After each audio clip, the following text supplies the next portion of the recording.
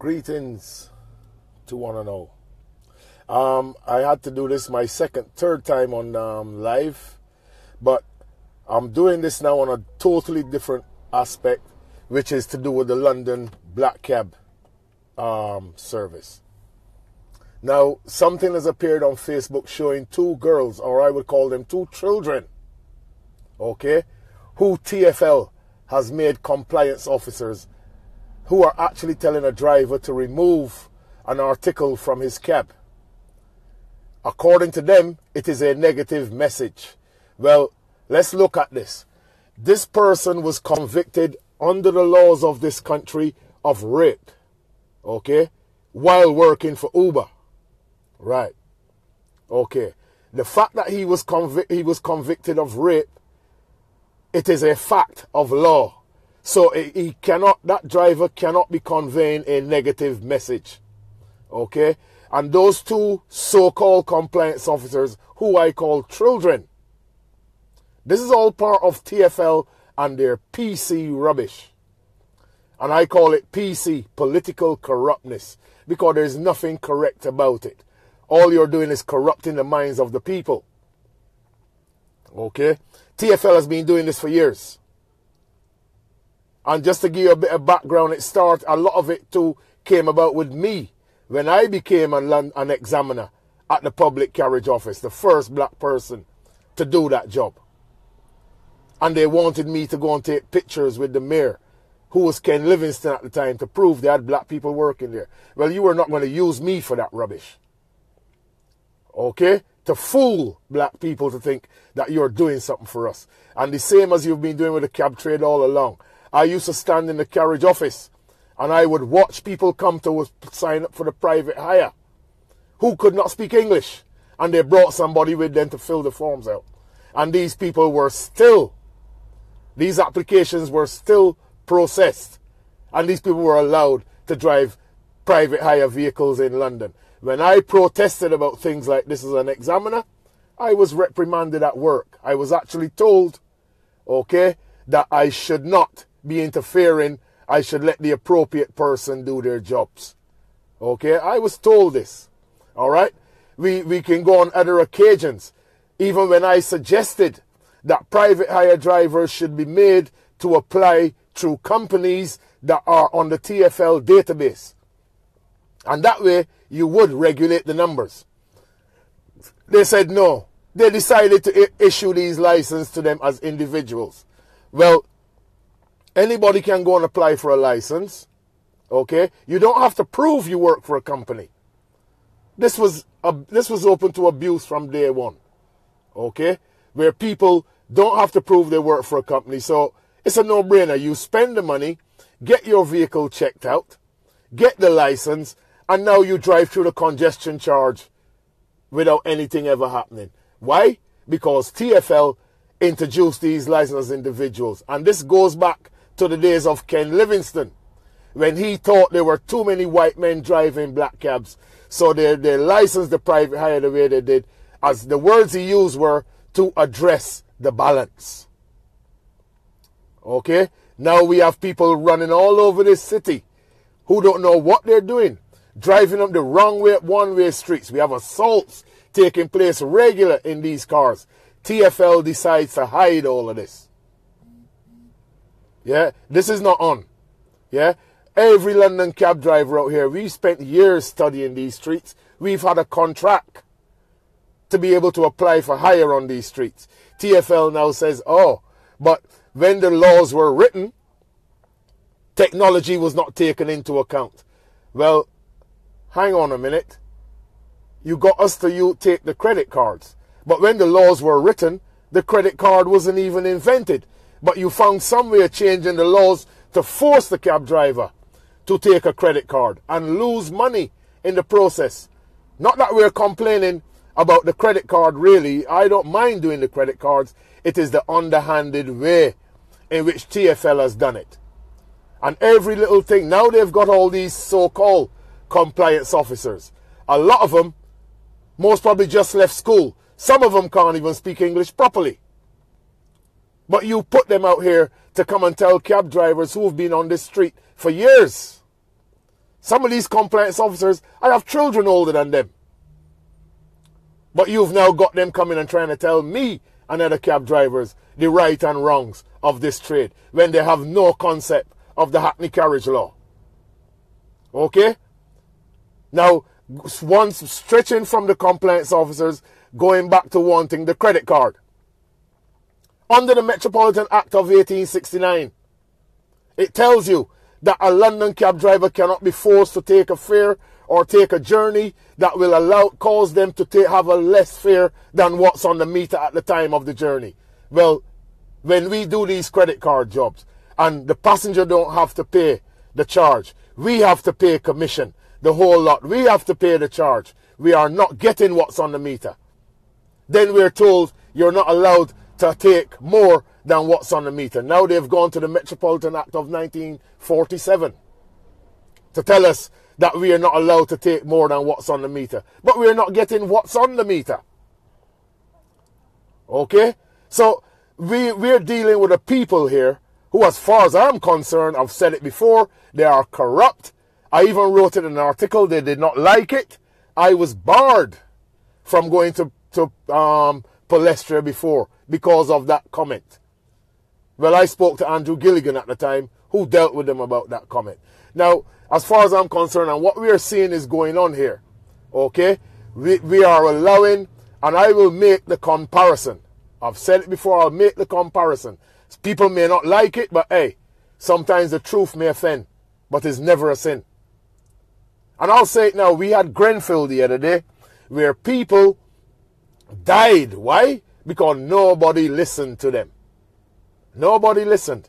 Now they're all jumping around like headless chickens of what's happened here. This thing has woken up the whole country. Now, and here in the cab trade, we have the same problem. Is it now going to take a real disaster out here with these cowboys who TFL has allowed on the streets of London? Is it really going to take a disaster out here for this to change? Everybody says, oh, the London cab driver, oh, they're always complaining. You know, they don't want competition. But hang on a minute. TFL has tied my hands behind my back and told me to box. How is that competition? Every single London cab driver has spent years studying these streets. Some of us have losed our families over it. Some of us has got broken bones. Some of us has lost their life trying to study these streets. And now TFL comes along and gives some idiot a license and put them on the streets of London and says, oh, they're competition. Hell no. Not with me, they're not. And I will never accept it. Okay? Not for what they're doing. Yeah, you know, you've got these guys here, and I'm thinking, well, hang on a minute. How long is this going to carry on? And then we have a spineless mayor by the name of Sadiq Khan, who, before he became mayor, actually said that Uber should never have had a license. Well, what's he going to do now? With all what's going on, and they're still here allowing this thing to carry on. The people don't pay tax in this country. Okay? A lot of these drivers have not got the proper insurance. Okay? And we're talking about hire and reward insurance. Public liability, hire and reward, which every London cab driver has to have. And if we do not have it, we can't work. Yet these guys are allowed to drive the streets with impunity. And nobody knows whether they have this hire and reward or not, because TFL says, oh, they can turn it off or turn it on. Well, you ask any insurance company if that can happen. And no insurance company will tell you they've ever heard of it. But yet this is allowed to carry on the streets of London. Okay? The people, you get in these cars. Why? Because they're cheap.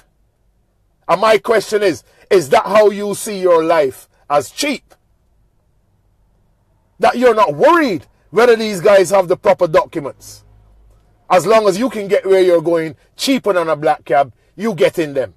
Well, they have a saying that goes, if you can't hear, you will feel. And I hope to God, if one of these guys have a bad accident, God forbid, let's hope one of you are not in the car when it happens. Because I'm telling you, if he hasn't got the correct insurance, you haven't got a leg to stand on. So all of you who like riding in these cars, and a lot of you are doing it because the image looks good. It may be a Mercedes. Oh no, I'm not getting a black cab. But you get in these cars because they look good, don't they? Well, let's see how good it looks when they drive the wrong way up a one-way street with you and cause a bloody accident. Let's see how good it looks, just like the one who ended up on the steps of Liverpool Street Station. Let's see how good it looks when you end up on a golf course because he's following his sat-nav. Yeah? So carry on. You know, all of you out there who like riding, and you'll keep saying, oh, black cab drivers, they keep complaining about Uber. Of course I complain about them. And I will keep complaining about them. I didn't spend 3 years of my life to study these streets, to watch some buffoon come on these streets and don't know what they're doing, and are able to charge people like me and charge less. And the reason for that is, again, we come to the meter in the cab. The meter in the cab, TFL says what fare we can have from what fare we can't have. We have no control over this. Every year, somebody sits in an office on a computer and regulate the fares on my meter. All I have to do is touch the button to start it. I don't own this meter. I have to pay rent for this meter every year. £160. I pay for this meter every year, just like every other cab driver who owns their cab. Okay? We have to pay for these meters. We can't set them. We can't do anything with them. These meters have seals, and if that seal is broken, I could be arrested for fraud. But yet the public thinks that we're out here charging people extraordinary prices. No, TFL does this. And then TFL has turned around and given some cowboy a license to come on the street and charge less than me. So, you know, people need to realize here, London cab drivers, we're not just saying this stuff for the sake of saying it. And the fact that those two compliance officers told that driver to take that paper out of his car, and her words were, oh, it's a negative message. How the hell can it be a negative message when this man raped women? Is this okay now? Is that what TFL is telling us? That they will defend rapists and whoever that get in these cars? You wouldn't allow it in a black cab? Yes, we've had problems before. And we can go back to John Warboys. But how many years ago was he? You can count the amount of times on one hand that these problems happen in a black cab. Because we all know that this badge is very hard to get, but very easy to lose. We all know this. And we treasure it. Because we've worked hard for it. And TFL spit in our face. I spent 7 years as a knowledge examiner, hoping to uphold the standards and everything of the London cab trade and make sure we have the best cab drivers in the world. And TFL had a problem with someone like me doing that because they thought as a black person I should be out there saying, oh yeah, we're being discriminated against. We're this. I didn't follow their program. So I became a problem.